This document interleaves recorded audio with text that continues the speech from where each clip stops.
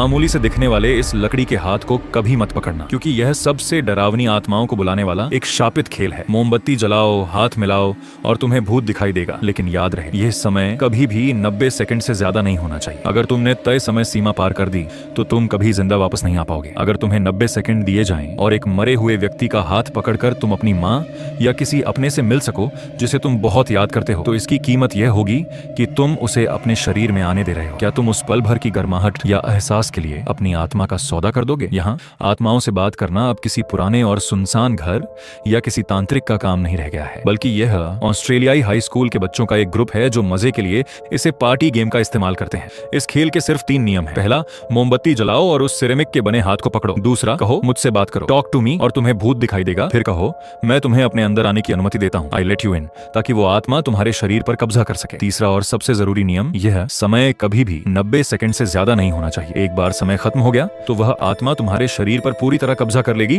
और तुम कभी वापस नहीं आ पाओगे। फिल्म की शुरुआत एक अजीब और अफरा तफरी वाली पार्टी के माहौल से होती है। कोल नाम का एक युवक भीड़ में घबराहट के साथ अपने भाई एडकेट को ढूंढ रहा था। जब कोल को डकेट मिलता है तो उसका भाई सिर्फ शॉर्ट्स पहने हुए, पीठ पर घावों के निशान के साथ बेहद डरा हुआ और सुध बुध खोया हुआ बैठा था। कोल उसे घर ले जाना चाहता है, लेकिन तभी डकेट अचानक से हिंसक हो जाता है। डकेट ने अचानक से चाकू निकाला और अपने भाई पर वार कर दिया। इसके बाद वहां मौजूद सभी लोगों की चीखों के बीच उसने चाकू अपनी ही तरफ घुमाया और खुद पर वार कर लिया। इसके बाद सीन सीधे मुख्य किरदार मिया पर शिफ्ट होता है। आज उसकी माँ की दूसरी बरसी है। अपनी माँ की मौत को लेकर मिया आज भी गहरे सदमे में है और उस दुख से उबर नहीं पा रही है। उसी दिन मिया की सहेली जेड अपने छोटे भाई राइली को स्कूल से लाना भूल जाती है। राइली का फोन आने पर मिया तुरंत अपनी गाड़ी उठाकर अपने इस प्यारे भाई जैसे दोस्त को लेने निकल पड़ती है। रास्ते में वे दोनों जोर जोर से गाने गाते हैं। यह एक तरह का दिखावा या दर्द को छिपाने का तरीका था। वह अपने उदास पिता का सामना नहीं करना चाहती और न ही उस ठंडे कमरे की यादों का जहां उसकी माँ की मौत हुई थी। तभी रास्ते में उन्हें एक जख्मी कंगारू मिलता है जो गाड़ी की टक्कर से तड़प रहा था। उसे पता था कि इस समय सबसे दयालु काम उसे दर्द से राहत देना होगा और उसकी मदद करना, लेकिन मिया किसी भी तरह से कंगारू को इस दर्द से मुक्त नहीं कर पाई। उसने बेबसी से रियर व्यू मिरर में देखा कि कंगारू को पीछे से आ रही एक गाड़ी ने कुचल दिया था। भाई लोगों, इस कंगारू की शक्ल को याद रखना, यह इस फिल्म के सबसे महत्वपूर्ण दृश्यों में से एक है। मिया के चरित्र की खामी यहाँ पूरी तरह से उजागर हो जाती है। वह दर्द को संभाल नहीं सकती। वह न तो अपनी माँ की मौत के दर्द का सामना कर सकती है और न ही उसमें अपने सामने मौजूद दर्द को खत्म करने की हिम्मत है। यह टालमटोल करने वाला स्वभाव ही बाद की त्रासदी की जड़ है। मिया घर नहीं जाना चाहती थी, इसलिए वह अपनी सहेली जेड के घर छिप गई। इस घर में सू आंटी हैं जो बाहर से सख्त लेकिन दिल से बहुत नरम है, और राइली भी है जो उसके सगे भाई जैसा है। मिया के लिए ये वही जगह है जहां वह हकीकत से बच सकती है। रात को अपनी उदासी दूर करने के लिए मिया जेड और राइली को अपने साथ एक हाउस पार्टी में ले गई। पार्टी के होस्ट हैकिया हैली ने वह शापित प्रोप निकाला, चीनी मिट्टी से ढका हुआ एक कटा हुआ हाथ। कहा जाता है कि यह एक तांत्रिक का हाथ है जो उसकी मृत्यु के बाद छोड़ दिया गया था, और इसे सुरक्षित रखने के लिए इस पर विशेष लेप लगाया गया है। इस पर कई तरह के अजीबोगरीब हस्ताक्षर लिखे हुए हैं जो किसी शापित प्रतीक की तरह लगते हैं। सभी लोग एक घेरे में बैठ गए, अपने फोन लेकर वीडियो रिकॉर्ड करने के लिए तैयार थे और अगले व्यक्ति के तमाशे का इंतजार कर रहे थे। ग्रुप में शामिल होने के लिए और खुद को सुन्न करने का तरीका खोजने के लिए मिया ने खुद को सबसे पहले आजमाने के लिए पेश किया। उसने उस ठंडे हाथ को पकड़ा और धीमी आवाज में वह मंत्र फुसफुसाया, Talk to me. हवा जैसे पल भर के लिए थम गई। मिया चिल्लाई नहीं, बल्कि उसके चेहरे पर एक उत्सुकता का भाव आ गया। फिर उसने दूसरा वाक्य कहा, मैं तुम्हें अपने अंदर आने देती हूँ। तभी एक आत्मा उसके शरीर में प्रवेश कर गई। मिया की पुतलियां पल भर में पूरी तरह से काली हो गईं और उसका शरीर तेजी से पीछे की ओर झुक गया। उसके चेहरे पर दर्द नहीं था, बल्कि एक अजीब दम घोंटने वाली खुशी थी। उस बूढ़ी औरत की आत्मा ने उसके शरीर पर कब्जा कर लिया था और वह आसपास के लोगों के साथ अजीब हरकतें करने लगी। आसपास के दोस्त मजाक उड़ा रहे थे, जोर जोर से हंस रहे थे और वीडियो रिकॉर्ड करके रील अपलोड कर रहे थे। जैसे ही 90 सेकंड पूरे हुए,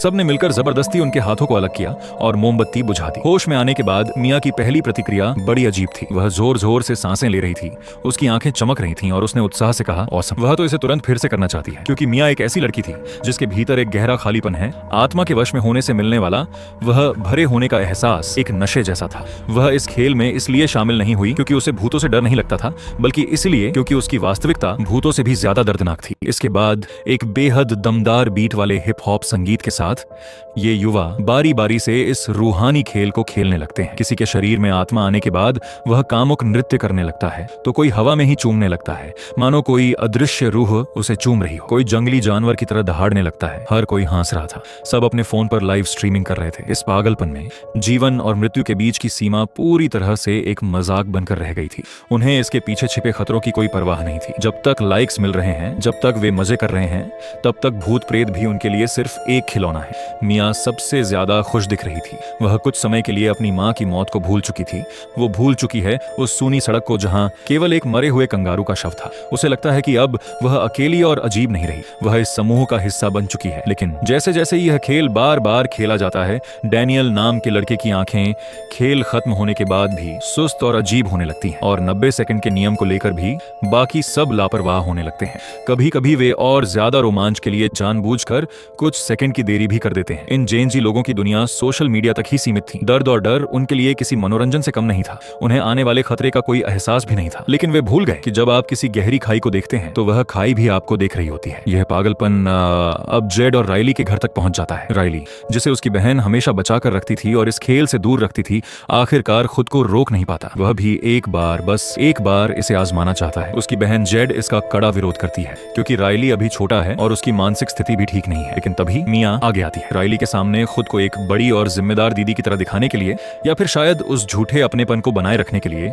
मियाँ उसकी बहन की गैर मौजूदगी का फायदा उठाती है। वह तुरंत मान जाती है और उसे एक बार खेलने की अनुमति दे देती है। हम यहाँ हैं, सिर्फ 90 सेकंड की तो बात है, कुछ नहीं होगा। यही मियाँ की सबसे बड़ी भूल थी और यही इस त्रासदी की असली शुरुआत भी थी। उसने राइली की सुरक्षा से ऊपर अपनी खुद की मनोवैज्ञानिक जरूरत को रखा, यानी राइली से मिलने वाला सम्मान और खेल पर अपना नियंत्रण बनाए रखने का आनंद। राइली को लगा कि वह इस खेल का पुराना खिलाड़ी है, लेकिन वह नहीं जानता था कि वह सिर्फ उन बुरी आत्माओं द्वारा चुना गया एक शिकार था। राइली मेज पर बैठ गया, मोमबत्ती जलाई और उस हाथ को थाम लिया और कहा, टॉक टू मी। तभी राइली पीछे की ओर झुक गया और उसका शरीर कांपने लगा। लेकिन इस बार स्थिति बेहद अजीब और खौफनाक हो गई थी। आत्मा के वश में आने के बाद राइली पागल नहीं हुआ, बल्कि उसने धीरे से अपना सिर घुमाया। उसकी आंखें बेहद सौम्य और कोमल हो गईं और वह मियाँ को एकटक देखने लगा। फिर उसने एक ऐसी आत्मीय आवाज में धीरे से कहा जो केवल माँ और बेटी के बीच हो सकती है, मियाँ, यह मैं हूँ। वह आवाज और वह अंदाज बिल्कुल मियाँ की दिवंगत माँ की तरह था। ठीक उसी पल मियाँ ने अपना होश खो दिया और उसका विवेक खत्म हो गया। पास खड़े उसके दोस्तों ने चेतावनी दी कि समय सीमा के बेहद करीब पहुंच चुका है और वे इस संपर्क को जबरदस्ती तोड़ना चाहते थे। लेकिन मियाँ ने उन्हें रोक दिया। इसे बंद मत करो, मान लो कि यह मेरी माँ है। इसी खींचतान, हिचकिचाहट और मियाँ के स्वार्थ के बीच वह 90 सेकंड की समय सीमा बेरहमी से पार हो गई। राइली के शरीर में समाई वह आत्मा अचानक बेकाबू हो गई। Oh my God.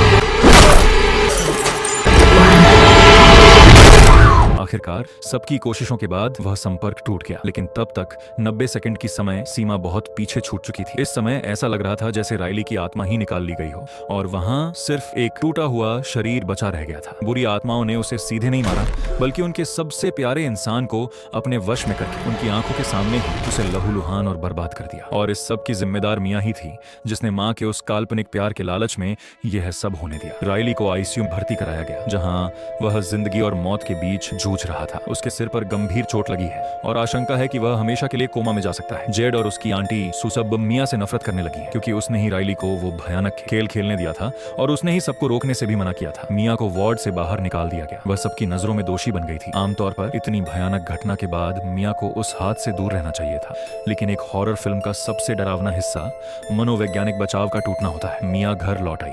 पहले के एक लंबे जुड़ाव के कारण उसका आत्मा के साथ संबंध का दरवाजा पूरी तरह से बंद नहीं हुआ था। उसे मतिभ्रम होने लगा। नहाते समय उसे लगा जैसे कोई उसे छू रहा हो। अंधेरे गलियारे में उसने उस बूढ़ी औरत की भूतिया आत्मा को रेंगते हुए देखा। सबसे घातक बात यह थी कि उसने भ्रम में फिर से अपनी माँ को देखा। माँ ने आंसू बहाते हुए उसे बताया कि राइली इस समय बहुत दर्द में है। दने उसकी आत्मा आत्माओं की दुनिया में फंस गई है और भूत प्रेतों के अत्याचारों का सामना कर रही है। केवल उसकी मदद करके ही उसे इस दर्द से आजाद किया जा सकता है। जब उसने पूछा उसे कैसे आजाद किया जाए, तो उसने सुना उसे मारकर, उसके शरीर को नष्ट करके और उसकी आत्मा को मुक्त करके। इस समय मिया वास्तविकता और मतिभ्रम के बीच का अंतर पूरी तरह से भूल चुकी थी। राइली की मौत का कारण बनने के भारी अपराधबोध से बचने के लिए उसका दिमाग भूतों द्वारा बुने गए झूठ पर विश्वास करने लगा था। वो राइली बचाने के लिए उसे मारने जा रही थी। यह एक तरह का सिजोफ्रेनिक मानसिक रोग आत्म सुदृढ़ीकरण है। वह एक पीड़ से धीरे धीरे एक ऐसी झल्लाद में बदल रही है जिसे बुरी आत्माएं नियंत्रित कर रही थी। यह पुष्टि करने के लिए कि वह आवाज उसकी माँ की थी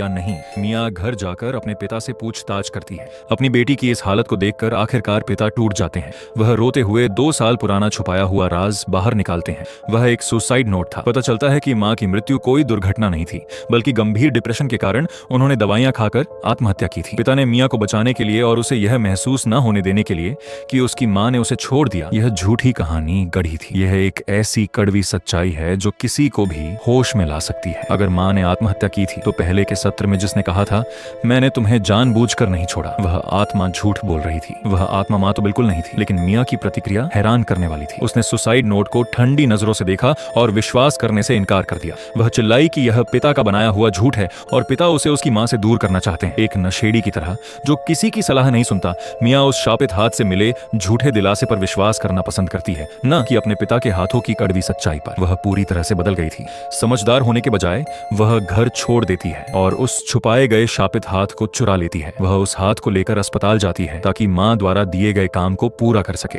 इस समय उसने अपना मानसिक संतुलन पूरी तरह खो दिया था। उसके अंदर बस एक जुनून भरा हुआ था। उसकी माँ ने उसे बताया था कि राइली की आत्मा नरक में तड़प रही है और यह शरीर सिर्फ एक पिंजरा है। उसे आजाद करने के लिए उसे मारना ही होगा। मिया ने अपने हाथ में कैंची उठा ली, लेकिन आखिरी पल में उसने एक तरफ उस बेकसूर राइली को देखा और दूसरी तरफ अपनी माँ को, जो उसे लगातार उसे मारने के लिए उकसा रही थी। उस पल शायद उसके अंदर बची हुई इंसानियत जाग गई, या उसे आखिरकार यह एहसास हुआ कि जिसे आजाद होने की जरूरत है वो राइली नहीं बल्कि वो खुद है। मिया के नजरिए से दुनिया पूरी तरह बदल चुकी थी। उसकी माँ की आवाज उसके कानों में लगातार गूंज रही थी, जल्दी करो, उसे नीचे धकेल दो, उसे बचाओ। मिया व्हील चेयर को हाईवे के किनारे ले आई जहां गाड़ियां तेज रफ्तार से गुजर रही थी। उसे बस एक हल्का सा धक्का देना था और राइली के परखच्चे उड़ जाते। उसकी सोच के हिसाब से यही राइली के लिए आजादी थी। ठीक उसी नाजुक मोड़ पर जेड वहां पहुंच गई, लेकिन जैसा हमने सोचा था वैसा कुछ नहीं हुआ। मिया के हाथों राइली की मौत का वो खौफनाक हादसा टल गया। तभी सीन बदलता है और मिया अचानक सड़क पर गिरी हुई दिखती है।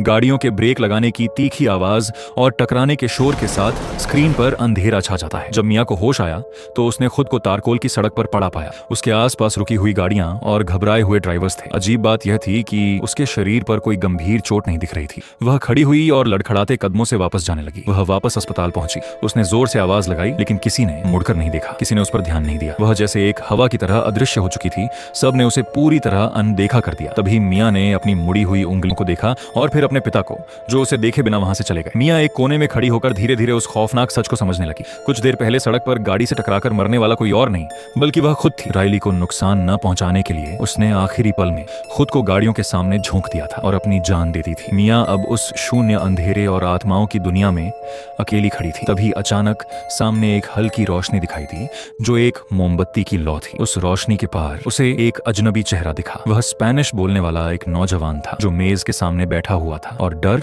और उत्सुकता के साथ सामने देख रहा था। उस लड़के ने अपना हाथ आगे बढ़ाया और मिया ने भी अनजाने में अपना हाथ बढ़ाकर उसका हाथ थाम लिया। मिया ने शुरुआती मजे और रोमांच से लेकर बाद में उसकी लत लग जाने तक और फिर अपनी माँ से मिलने के लिए अपनों को ही नुकसान पहुंचाने तक आखिरकार खुद को पूरी तरह तबाह कर लिया। पार्टी में जो दोस्त मोबाइल फोन से वीडियो रिकॉर्ड कर रहे थे और मजाक उड़ा रहे थे, वे सब इस हादसे के जिम्मेदार थे। जब राइली खुद को नुकसान पहुंचा रहा था तब भी कुछ लोग वीडियो बना रहे थे। आज के इस दौर में दूसरों का दर्द हमारे लिए बस व्यूज और लाइक बटोरने का जरिया बन गया है। जब हम स्क्रीन के पीछे बैठकर दूसरों की बर्बादी का तमाशा देखने के आदी हो जाते हैं, तब धीरे धीरे हमारे अंदर की इंसानियत भी खत्म होने लगती है। कभी भी उस अंधेरे की गहराई को छूने की कोशिश मत करो और न ही पल भर की खुशी के लिए किसी पाबंदी या लक्ष्मण रेखा को लांघो, क्योंकि जिस पल आप अपना हाथ आगे बढ़ा देते हैं फिर वहां से वापस लौटने का कोई रास्ता नहीं बचता।